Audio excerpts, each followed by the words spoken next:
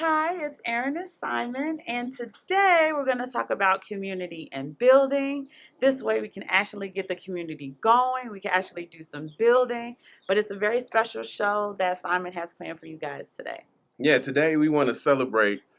Tomorrow, May 19th, is the day that we celebrate our great freedom fighter, El Haj El Malik Shabazz, better known as Malcolm X to most. So tomorrow is Malcolm X Day, so we want to just talk about some of the principles that Malcolm X promoted and lived by. And the three, like she mentioned, that we're going to talk about is community, building, and freedom. Yeah. And more or less building towards freedom. So yeah, the first one we're going to start off with is community. So I'll let her go in on community. So I think one of the most important things about community is understanding that the community actually starts at home. A lot of people have the idea that they have to go out and do something. Not to say that you don't have to go out and do charitable things and stuff like that, but charity, community, everything starts within the home. So when you're encouraging those type of environments, you really want to start at the letter A, instead of moving and before moving out externally.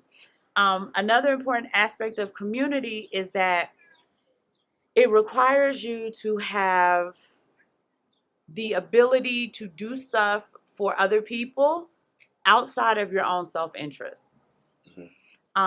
Too many people nowadays, it just seems like everybody is out for themselves.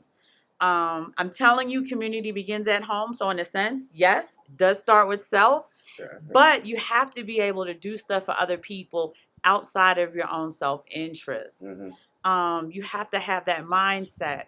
When we talk about wealth, any aspect of wealth is like a current, right?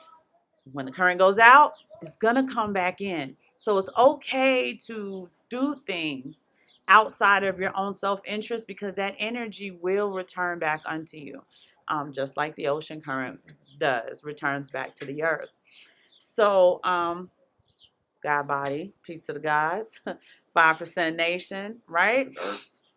They always say that, especially the woman, she's the earth, right? So when you're dealing in a situation where you're a couple, you're a family, right?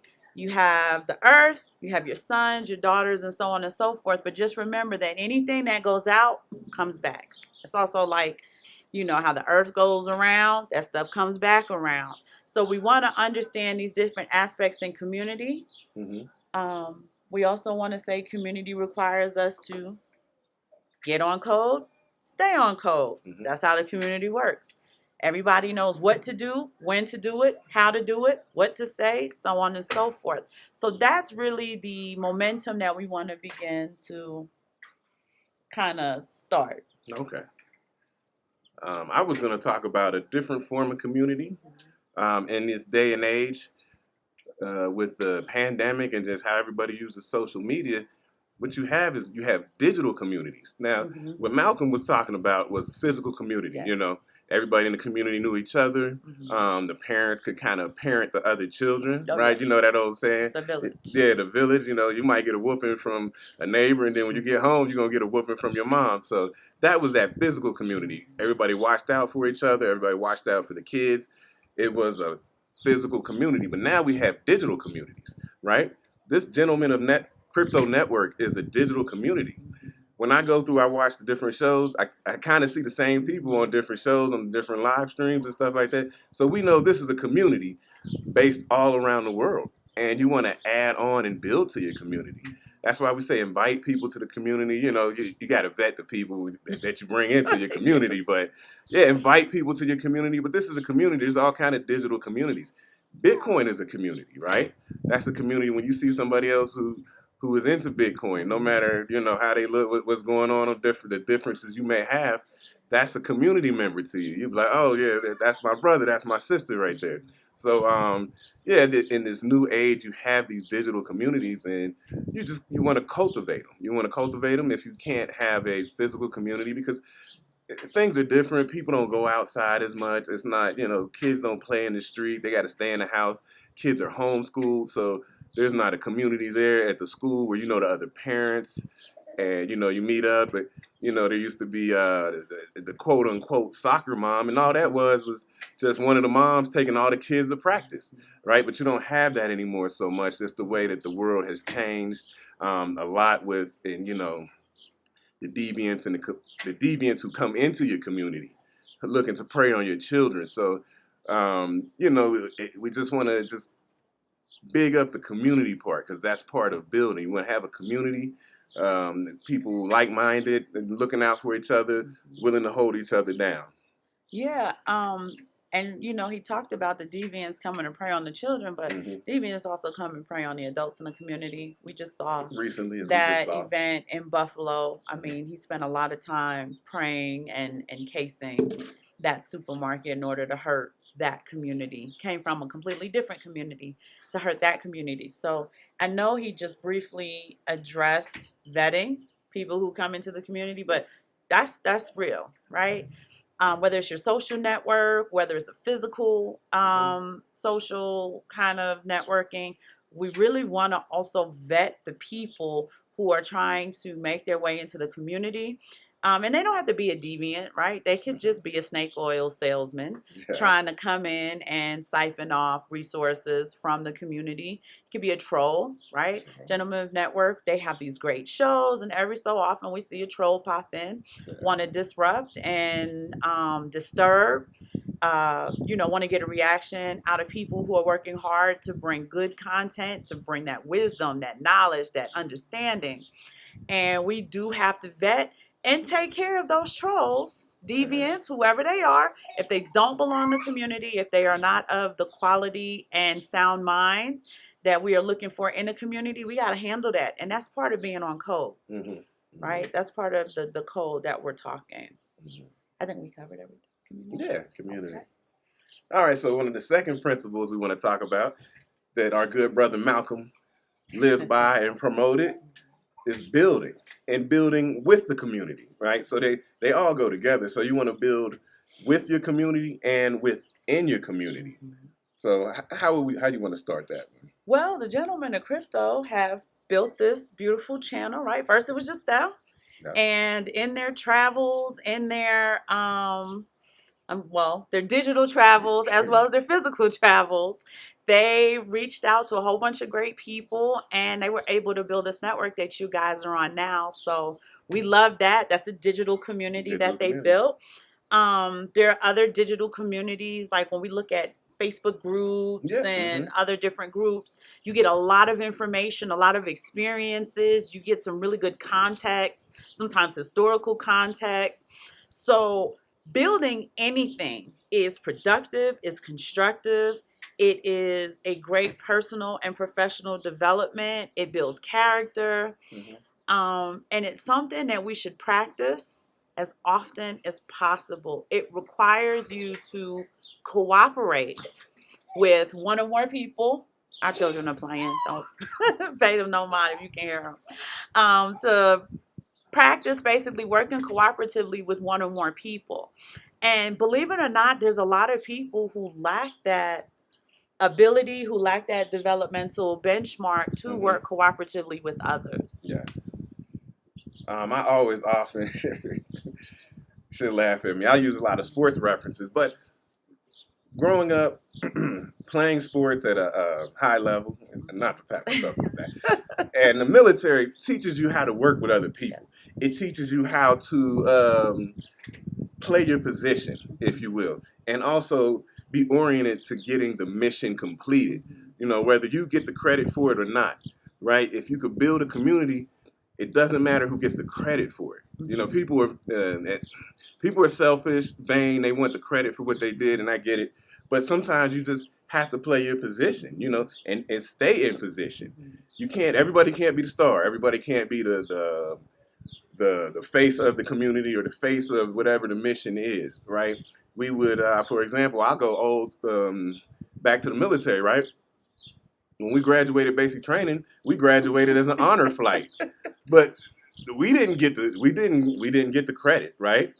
people who got the credit were the drill sergeants. Mm-hmm. And that's just how it works, right? They got the credit. They're the ones. We all got ribbons, but they were the face of it. And they got the credit, but we all played our part. Whatever part you had, we played our part. And that's the thing we like about sports and, the military. I'm not suggesting people go to the military, but you learn that. You learn how to get the mission accomplished no matter what. And it's just teamwork. And that's the part of building with the community. Let's get this accomplished, no matter who gets the credit, right? Now, you don't want people taking credit for maybe something you did. I understand a little anger behind that, but basically, if you got a position in the community, think about old communities. Everybody, there was a dentist, a mortician. What else was there? What do you call it? There was a general store. General store. Who's the guy who makes the horseshoes? I can't remember what they're called. Blacksmith. It was a blacksmith. Yeah. It was a cobbler. Mm-hmm. Everybody had their position. Everybody It was a teacher in the community, and everybody played their part in the community to help those small communities grow. And that's what we want to do. We just want everybody plays their part to do what they need to do within the community to help the community grow. And that even at home, we have a large family with our 4 sons. Everybody plays their part, and it helps the family. And so that's just what we want to get across. And he's basically saying that the majority of the parts aren't glamorous. Yeah, it's not. That's what he's saying, right? Yeah. Some of us have the shit job, Yeah. but that shit job is critical to building the community. This is not a relationship show, but we are a couple, so it comes out, right? I think in the building, the working cooperatively with others includes being able to work cooperatively with your spouse and with your children. Your most successful marriages, relationships, whatever you want to call them in this day and age, are not because they're perfect. It's not because they don't argue or anything like that, but it's because they can work cooperatively. They can work through conflict. They're not avoiding conflict, right? There are arguments, there are fights, there's fussing, but you're able to work through the conflict. And that's with any relationship, whether it's a romantic relationship, a business partnership, community building. You have to be able to work cooperatively enough where you don't see conflict as bad or failure. You see conflict as, there's something that needs resolving. It might be a problem that requires a solution. It might require behavior modification. It might require using your vernacular accurately, meaning being able to communicate in a clear and concise manner to avoid misunderstandings or to prevent, and not avoid them, but to prevent misunderstandings, precision language. So building, right? You're either building or destroying. We talked about this before. And if you're not destroying to build, that's a whole nother thing. But just understand that the community needs to start building, whether that's wisdom or inspiration, whether it's beauty. And I'll tell you something else. We're going to go back to the sports references and or military, any kind of situation like that.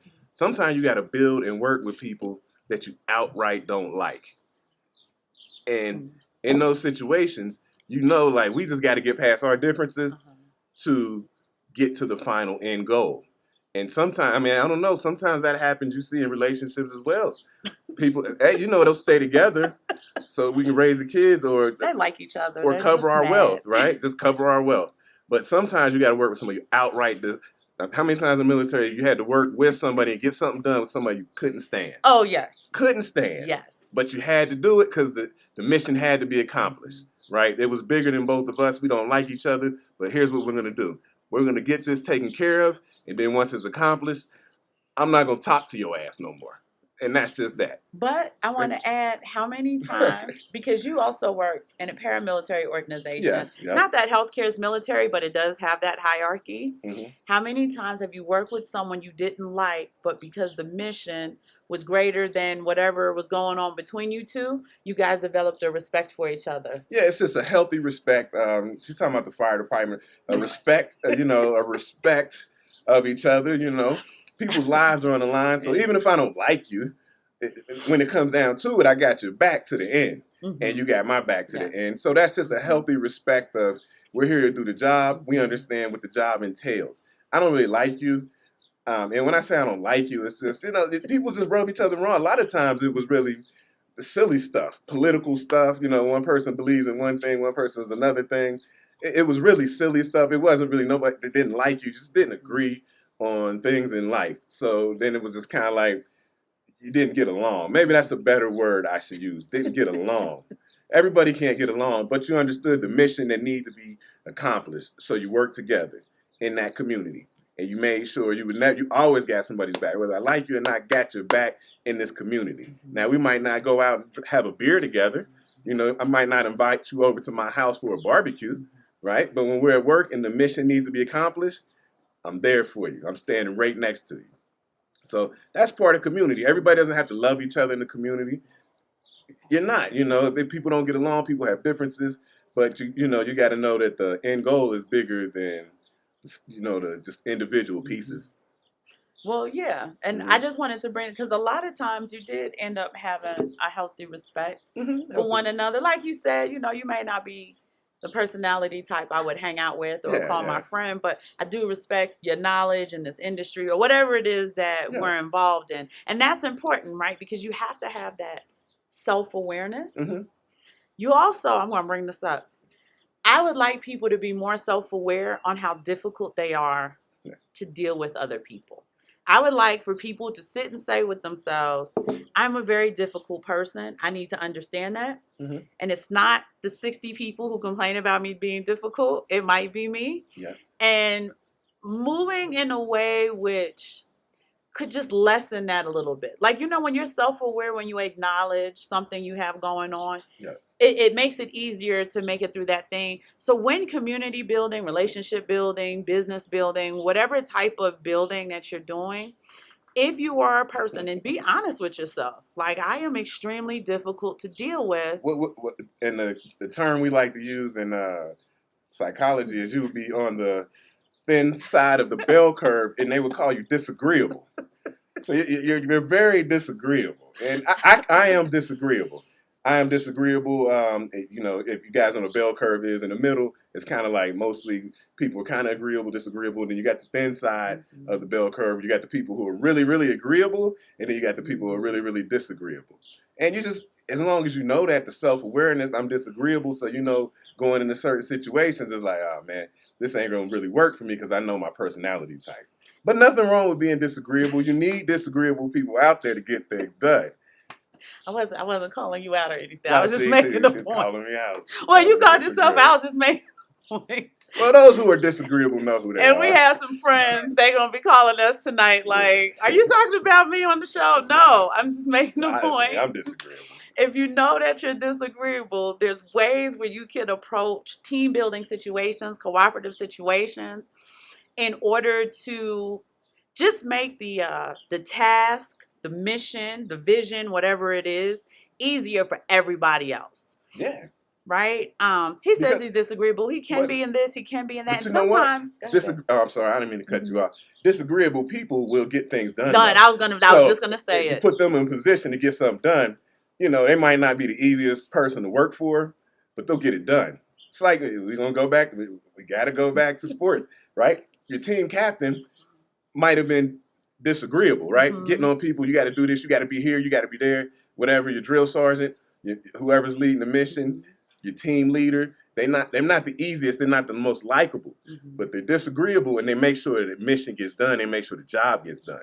So there's a position when you know that you're disagreeable, you know what places that you can be in. Like, disagreeable people, for the most part, don't do well in corporate America.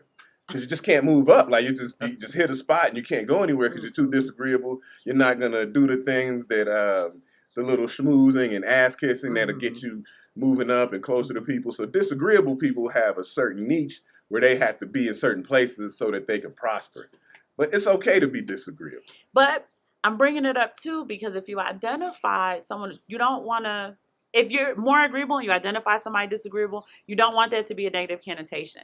Disagreeable people also are the critical thinkers.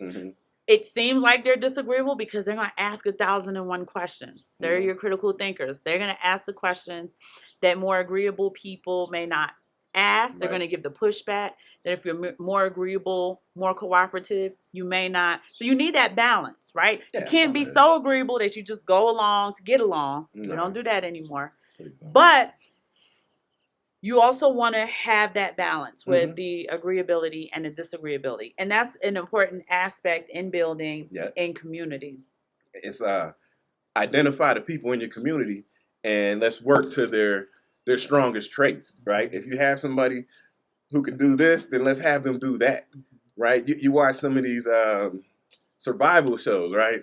The old school survival shows. It might be 5, 6 people there. You identify who can do what, and let's put somebody in charge of this, and you're in charge of that. You're good at this, so we'll have you do that. Identify the traits of the people, the characteristics, even the archetypes of the people in your community, and then you can put people to work in where they work best, so that everything comes together. And that's what they did. That's what Malcolm did. You know, he was part of the Nation of Islam. And so they do well at that, vetting people out, knowing where they should be at.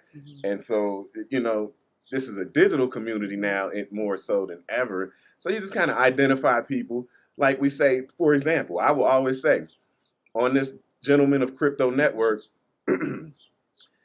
we're never going to bring you charts and numbers and stuff like that, because we identified that people already do that very well. So we don't want to be redundant. We say, well, we'll bring something in our trait that is strong that can help the community, right? So we're trying to bring something to the community that we see as strong traits of ours that can help, right? We don't want to just follow behind what somebody already does very well, because it's not needed. That's already fulfilled. It's already fulfilled. So that's part of building the community, is just identifying who can do what and putting them to work. I think we should mention, because you talk about this a lot, and we should mention it. What do you call it when you say, like, a small percentage of the people do the majority of the work? Oh, okay, that's the thing. It's called the power laws. Not to be confused with last show. With the laws of power. But it's a chart. It's called the power laws. And the best way to put it is the minority of the people do the majority of the work. Right? And you guys know that. You go to work and you're a hard worker. You know all those people who don't really do nothing, and you're like, man, I gotta do this and do that. We getting paid the same. But it's the majority. The minority does the majority.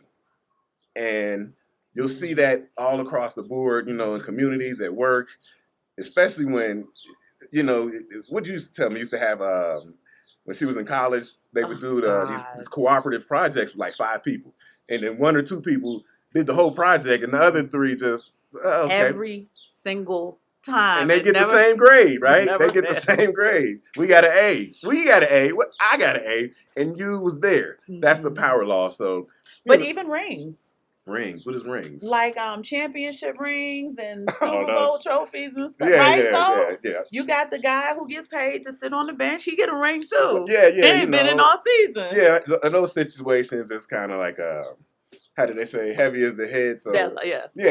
So if you're gonna get on LeBron, he get all the credit when he wins, but he takes all the blame if he loses. But he does a majority of the work. Yeah. So it's the power laws. And then you could apply it. If you check it out on Wikipedia, but you can apply it across the board to a lot of different things, where you see the minority of the people do the majority of the work. But we had to bring that up because we're talking about building, and that is like, as sure as the sun is going to shine, it's going to be just, when you're building with a group of people, it is going to be a small percentage of people who are going to end up doing the majority of the work, getting it done. You have to carry people. I mean, I remember being in basic training. There's a few people who was lagging behind. We had to carry these people, make sure that they could get to the finish line. Had to do stuff for them. Let me get up early in the morning and make your bed the right way. Because you're going to get us in trouble. Because you're going to get us in trouble, right? So we got to carry. You got to make sure you got your foot locker looking good, because they're coming in to inspect all of us. And if you ain't got it together, we all in trouble. So we got to come over there and do your work. So, it's part of life. Hilarious story. Our kids play on the Mexican basketball team. The calls are very, very different in Spanish than they are in English. So they're working out, they're doing their drills and stuff.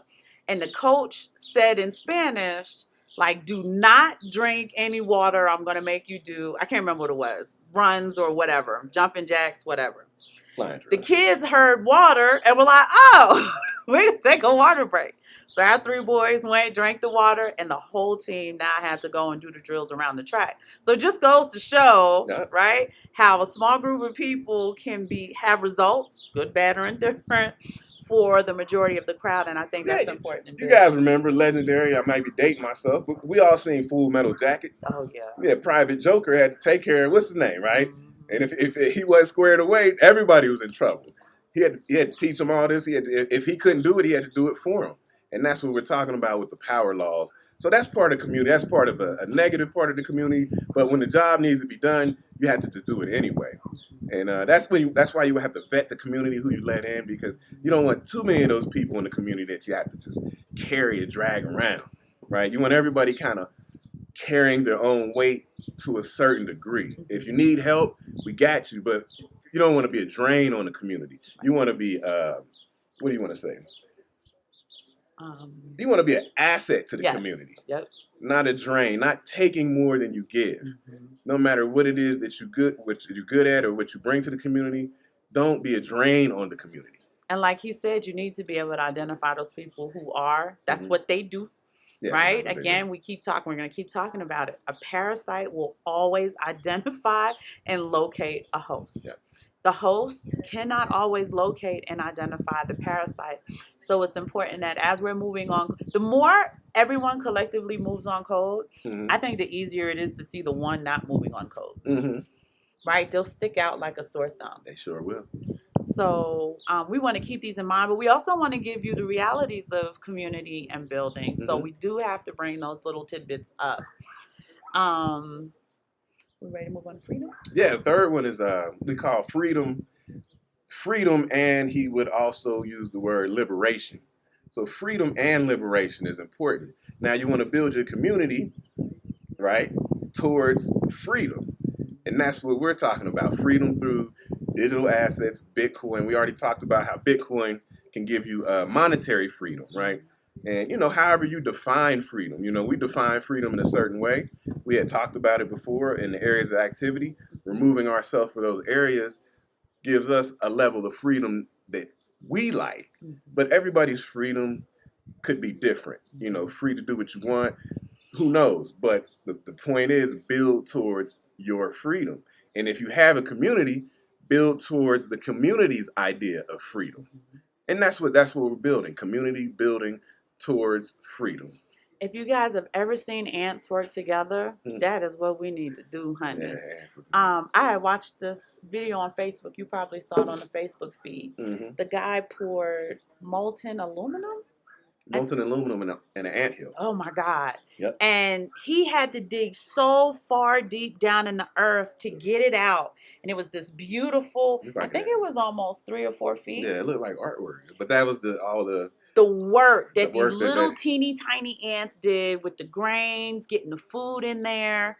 And each ant just does a little. If I move a grain and he moves a grain and she moves a grain and so on and so forth, we'll have like this 3-foot thing deep in. And for them, just at their size, just understand how colossal that is. Yeah, you've seen probably the documentaries about leafcutter ants. Oh yeah. They don't play. I mean, they got like a direction they're going, and if anything gets in the way, they move it. Like, get out the way. We got a job to do. We got a mission, and they'll get it done. They don't play. It don't matter if somebody dies, somebody gets killed, stepped on. Leafcutter ants just keep going. A lot of people, and I don't want to get too. I'm not even gonna go there, but a lot of people are scared to sacrifice. Scared? Scared to sacrifice, right? And you have to be able to sacrifice in a community. And, I'm gonna just take it there, right? I have my family, right? On any given day, I sacrifice for my family. But I would, without question, thinking twice, would sacrifice my life for anybody in my family. And people are scared to do that, right? And I'm not saying just give your life up to anybody, but be ready. Like, be ready, right? I'd rather die on my feet than live on my knees, right? So we that's the freedom we want, right? People, when the slaves ran away from the plantation, they were willing to die. They said, I'm not going to live on my knees this way. I'd rather die on my feet. You catch me, you kill me, you hang me. I don't care, but I don't want to live like that. And that's all I'm saying. I don't saying people have to sacrifice their life, but when you fight for freedom, you must be ready to die. You must be ready to die for freedom. Malcolm told you that. Malcolm told you you have to be ready to die for freedom. What do you say? By any means By any necessary. means necessary. Mm-hmm. You have to be ready for that. That's how important freedom is. Mm-hmm. It's not something to play around with, right? If you actually are fighting towards freedom, then you must be ready to die for it. Why do you think, maybe without digging too deep in the Mm-hmm. pathology, Mm-hmm. what makes people scared to sacrifice? Is it like a FOMO or? Scared to die? Well, even not that extreme, Okay. because I'll see people not want to sacrifice for like on small levels. Oh, well, that would be just straight up selfishness. Some people, Yeah. right, straight up selfishness. Yeah. I get that, right, because that makes sense. That's the pathology that makes sense without self explanation. But the fear in giving this up for that, is it comfort? Is it I like to be comfortable? Is it I'm scared to fail? Is it? Well, I mean, like we said, the sacrifice, you don't know if you're going to see the return on that. Remember, we talked about you have to sacrifice the money and so that your family can have something for their future, Right. and you know you won't see the return on that. Which is just selfish. Which is selfishness. You don't know if people might sacrifice if they knew, like, well, if I sacrifice this now, then I know I'll get something in the future. They may be willing to do it. Mm-hmm. But a lot of sacrifice is you won't even see any return for it. You did a lot of work and you won't ever see the fruit of your labor. So people don't like to sacrifice without that knowing I'm going to get something back. So at the end of the day, it's no matter how you shake it out, it's if I'm not getting something in this bargain, I'm not willing to do it. Exactly. And you need sacrifice in your community. You need it. I mean, you have to have you can't it. get anything done, unfortunately, in this day and age without the sacrifice. And look what Malcolm did, his sacrifice. Not only he gave his life up, but before that, he had a wife and 4 daughters, 2 on the way when he was assassinated. And he sacrificed by giving himself to the community and not at home. And that's not a bad thing, but the community needed him. They needed him, right? He was out. He was doing what he needed to do. And his wife was at home with the 4 children. So she had to sacrifice because she had to sacrifice him and take care of the children to build the community, right? So there's sacrifice all the way around. And, it's for to build a better community. And we just have to keep that in mind. I know everybody wants to live a life of luxury and think about themselves, but it's a level of sacrifice that you have to put in out here. But we talk about community building, freedom. All of these are concepts I think that people should really sit and meditate on, right? Because now the question becomes, I like what I'm hearing, but what actionable steps can I take towards these 3 concepts? Yes.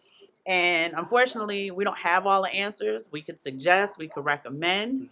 Simon and I were talking the other day, and he said, I don't think people are as charitable as they used to be. It could be because we are looking at economic collapse. It could be just the fear of everything in general, the mass, its situations, the pandemic, economic collapse, all of these different things that are just compounded on top of each other. And we're gonna go a whole show about. We're gonna talk about charity and the good of all, the good of the group. Right. We're gonna do a show about that. It's kind of deep, but we'll break it down. And not to dial into that, but just not doing anything outside of my own self-interest. Yes. Because community building and freedom requires you. It requires it. The universe is saying if you're going to do community, if you're going to build, and if you want freedom, you have to do things that are not in your own self-interest. Yes. And this is that sacrifice that we've been talking about for several shows now. So it's something that you guys can sit and marinate on. We would love to hear your thoughts. Continue to send us comments. send us emails. We appreciate you guys joining our show, liking and sharing our content. But we would really like to hear your thoughts on community building and freedom and ideas that you have for your own community, whether it's the community you live in, the city you live in, the state you live in, the country you live in, your house. It could be your house. How am I? This is the community, my house, my home, my family, and this is the ideas that we have for it. These are ideas we have for other people because we've seen the fruit of it. But we would really like to hear from you guys. And I just wanted to say one more thing about the community building. That's also what we do physically.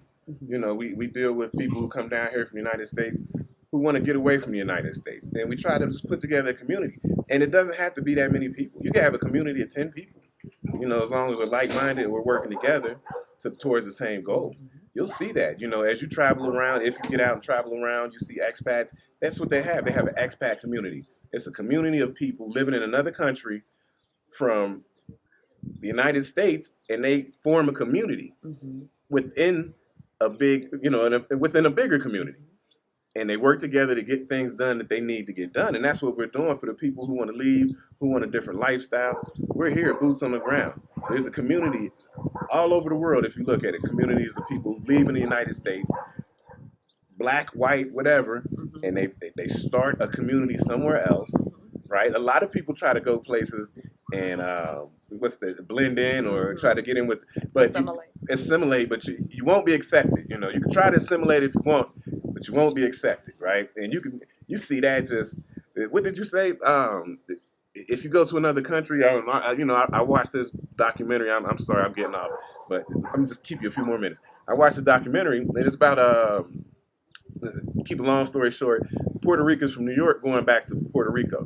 And the Puerto Ricans in Puerto Rico don't even accept you as Puerto Ricans. Nope. Like they say, like they call you Yankees and you ain't no real Puerto Rican. Sometimes they don't even speak Spanish. So it's like, oh, you don't speak Spanish, you're not no real Puerto Rican.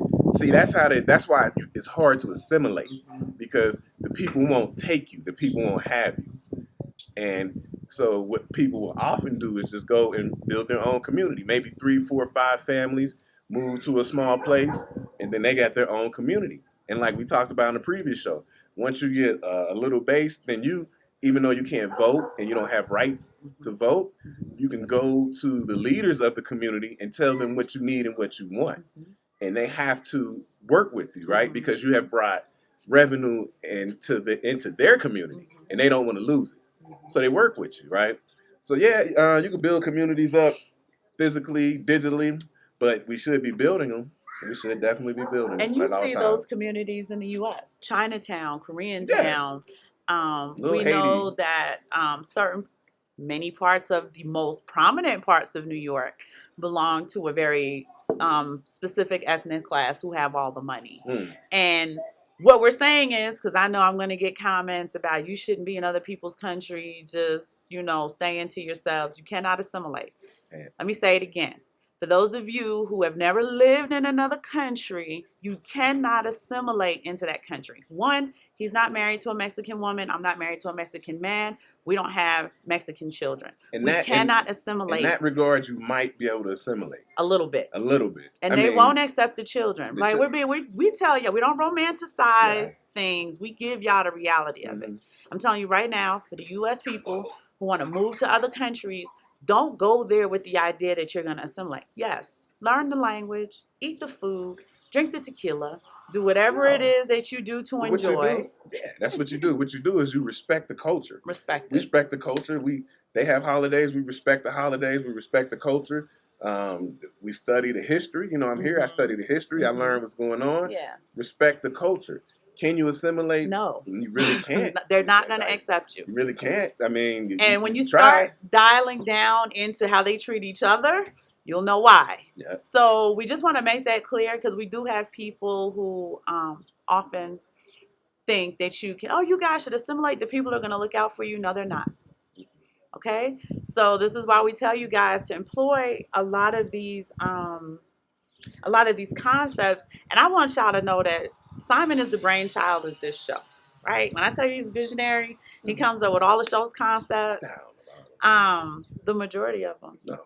And, he really sits and he ponders and he meditates to put this quality information together for you guys in a way that we can all enjoy, because I enjoy it. I'll be sitting for the ride like, I like this.